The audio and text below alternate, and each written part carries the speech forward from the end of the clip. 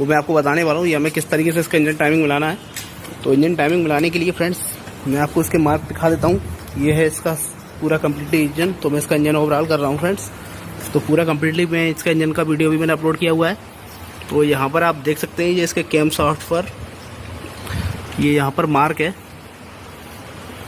Okay, तो ये दोनों डॉट इस साइड में होते हैं 2 डॉट्स और इस साइड में है इसका 1 डॉट्स।